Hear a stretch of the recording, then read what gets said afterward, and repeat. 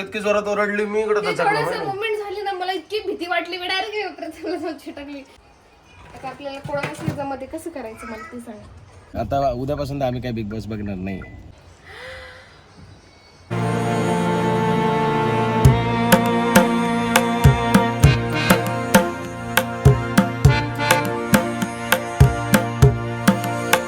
Good morning मित्रांनो, स्वागत आहे तुमचं आपल्या प्रिया के प्रीतम यूट्यूब चॅनलवरती.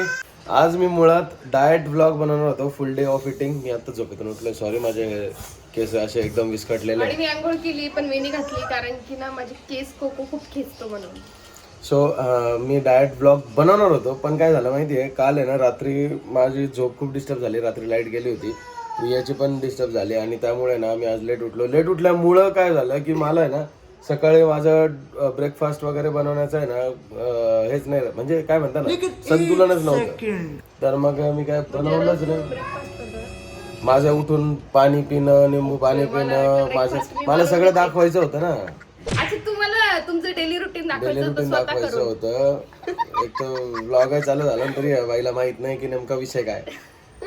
पण मग आज म्हटलं जाऊ द्या, आज आपण दुसऱ्या टॉपिकला जाऊ. पण उद्या मी प्रॉपर तुम्हाला दाखवतो मी डेली इटिंग काय करतो. बट आता मी दाखवून देतो. फक्त माझा आहे ना नाश्ता मिस झाला म्हणजे टाइम गेला. आता आहे ना 11 वाजलेत आणि एवढं लेट मी खातोय. सो त्यामुळे तर इथे घेतलंय एक छोटी केळी, इलायची केळी. ती कट केली, मी खाल्लेली नाही, कट केली आहे. त्यानंतर 40 ग्रॅम प्रोटीन आहे. त्यानंतर अंजीर एक आहे, 5 बदाम आहे, 2 पिस्ता आहे, 1 अक्रोड आहे आणि 3 खजूर आहे.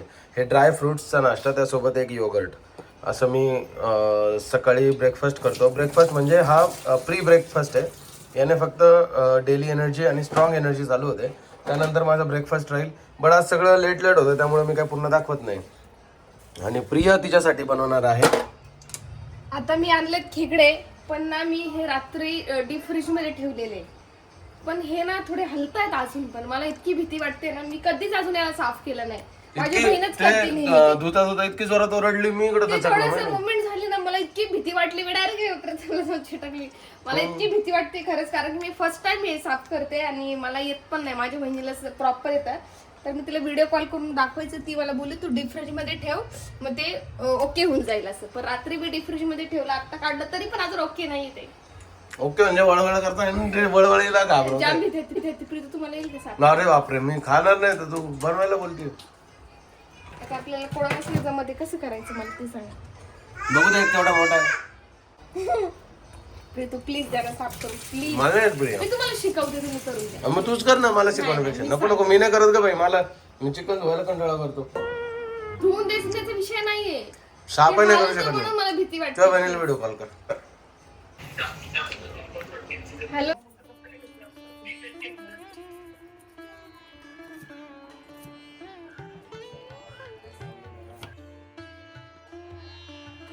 जो मसाला मी मिक्सर मधून काढलाय तो मी थोडंसं तव्यावरती तेल टाकलं आणि तो मसाला टाकला. त्याच्यात थोडीशी आपला मालवणी मसाला टाकला आणि मीठ टाकून तो छान असा फ्राय करून घेते. आणि हे सगळं मिश्रण आहे ते मी आता बेसनमध्ये मिक्स करणार आहे. जे बेसन आपण इथे भाजून घेतलंय त्यामध्ये थोडा आमचा घरगुती मसाला सुद्धा मी याच्यामध्ये मिक्स केला आहे टेस्ट येण्यासाठी. कोल्हापुरी मसाला म्हणजे थोडासा एकदम लाईट. आता हे बेसन सुद्धा मी याच्यामध्ये टाकलं आणि याच्यामध्ये सगळं मिक्स करून मस्त मिश्रण एकत्र करते.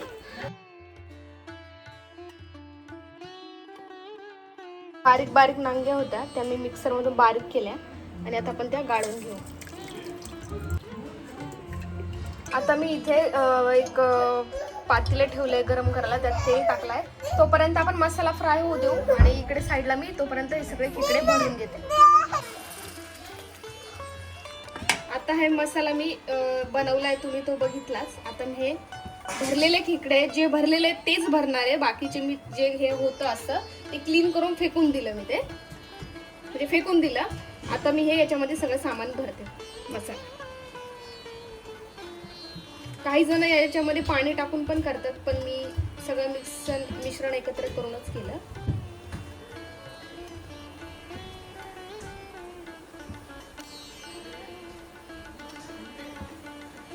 बरोबर ठेवलं का?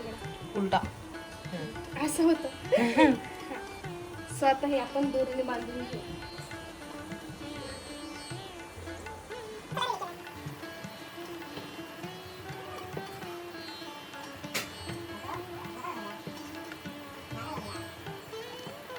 फ्राय होते आपला. त्याच्यात आता मी थोडंसं मालवणी मसाला टाकणार आहे आणि मसाला जो आहे चांगला फ्राय होऊ द्यायचा आहे. यामध्ये जे मी नांग्यांचं पाणी काढलेलं ते सुद्धा टाकलं. नागिन कोणते नागिन?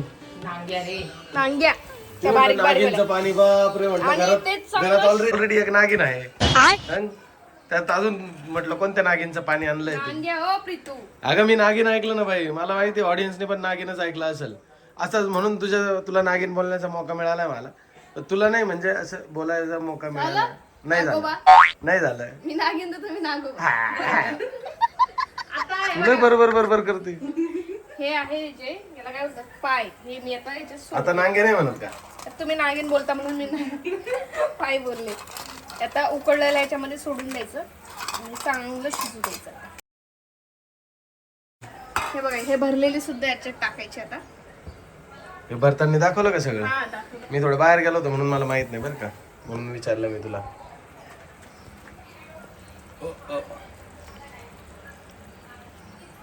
एकदम टेस्टी झालेलं आहे खरं खरं सांगते. अजून झालं नाही, बनलं नाही. अहो प्रीतम मला आधीच तारीफ. ही जो रस्सा आहे ना याचा वास येतो आणि त्याच्यावरूनच समजतंय. चल मग मी पण खातो थोडस, तुला खाऊ लागतो थोडस. चालेल आता मी भात टाकते सगळ्यात पहिले. हा भात बनव म्हणजे मी पण खाईल. थोडासा आहे ऑलरेडी. नाही ते नाही खायचं, शिळा नाही खायचा. नाही आहे असं. मी तुम्ही काय नाही नाही मी नाही खात, मला गरम भात खायचा. मला गरम भात खायचा आहे. हा गरम करून देते ना. नाही तू खाय ना मग. मला भात बंद आहे ना. हा, मग तरी पण कशाला मग मला खाऊ घालते बरंच.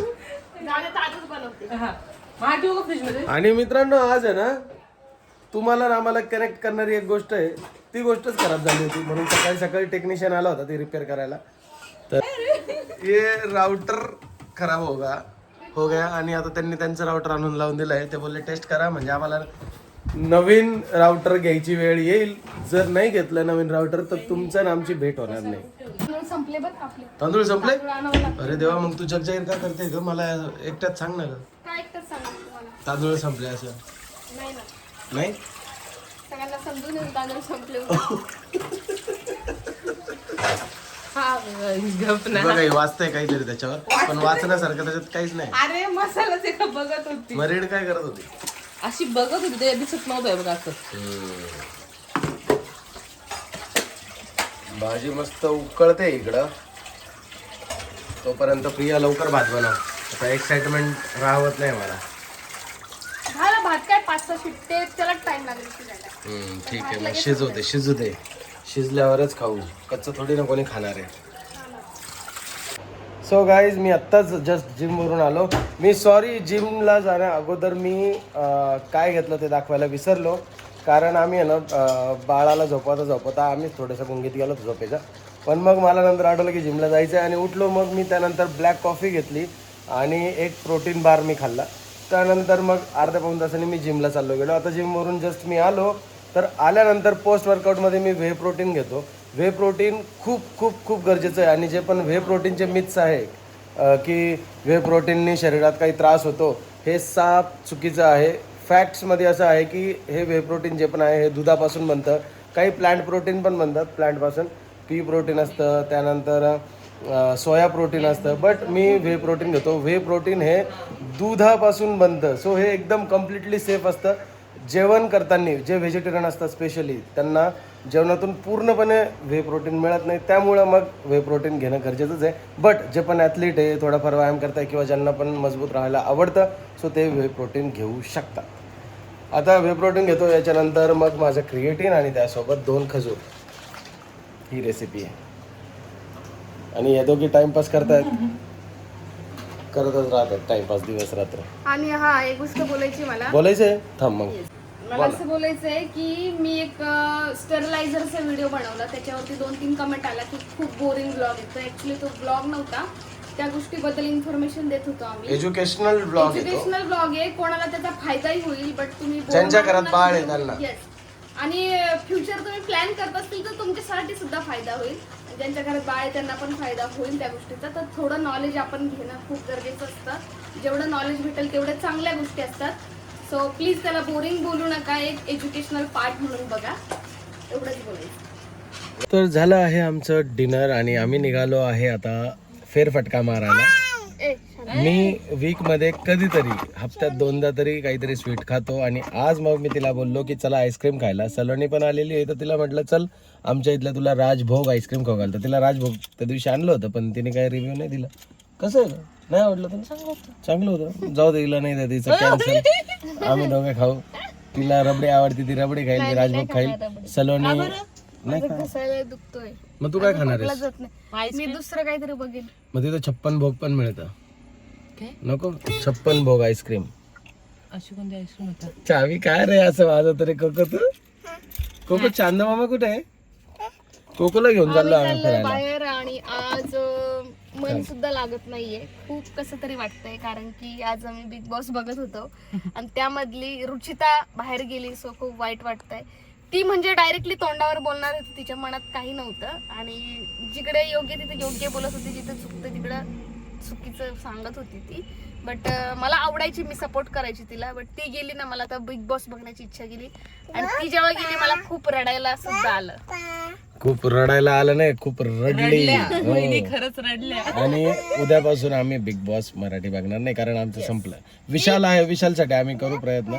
पण विशालला सपोर्ट आहे बट आणि हा आमचं ओपिनियन आहे. हा आता कमेंट्स येतील, बाकीच्यांचे पण फॅन्स असतात, ते पण आपले व्ह्युअर्स ते कमेंट करतील की तुम्हाला हेच का आवडतं आणि तेच का आवडतं. सो गाईज हा आमचा ओपिनियन आहे. आम्हाला जे आवडतं त्या आम्ही हे नाही म्हणत की तुम्हाला पण विशाल आणि रुचिता आवडलीच पाहिजे. आवडलीच पाहिजे. म्हणजे प्रत्येकाची चॉईस आहे. माझी ती चॉईस होती म्हणून जस्ट मी बोलते तुम्हाला. म्हणजे आम्हाला आवडतात. रुचिताचं खेळणं आवडायचं. खेळणं म्हणजे हे बघा, ते की तिचा गेम नव्हता वगैरे वगैरे हे माहिती आहे, पण मनाने ती खूप चांगली होती. ती तोंडावर बोलायची. जे पण तन्वी सारखं ती पलट्या मारत नव्हती आणि म्हणून मला तन्वी आवडत नाही. सो असं आमचं ओपिनियन आहे. सो नो हेट कोणाला. आणि खूप शॉकिंग होतं. आम्हाला वाटलं सिक्रेट रूम मध्ये तरी ठेवतील बट ते सुद्धा झालं नाही. खूप खूप शॉकिंग न्यूज होती आजची.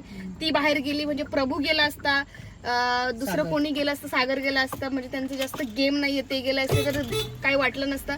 पण तिचा पूर्ण गेम होता. ती बोलायला पण होती, प्रत्येक ठिकाणी ती प्रेझेंट होती आणि हा पूर्ण वीक तिच्यामुळे चाललेला आहे.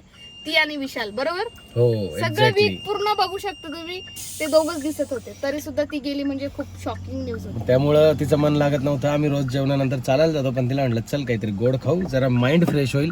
आणि रुचिताला आम्ही इन्स्टाला मेसेज केलाय, बघू आता काय आला तर आला. एक ही क्रिएटर दुसरे एखादा समज सकता है. बघू आला रिप्लाय तर ठीक आहे, अदरवाईज बेस्ट लक टू हर.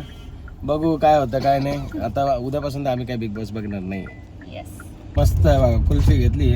आज मी पण 56 भोग ट्राय करतोय कारण नेहमी राजभोगच ट्राय करतो. तर आज म्हटलं चला सलोनी सोबत वेगळं ट्राय करू. आता ऍटलिस्ट ही तरी आवडल तिला. बघू आता.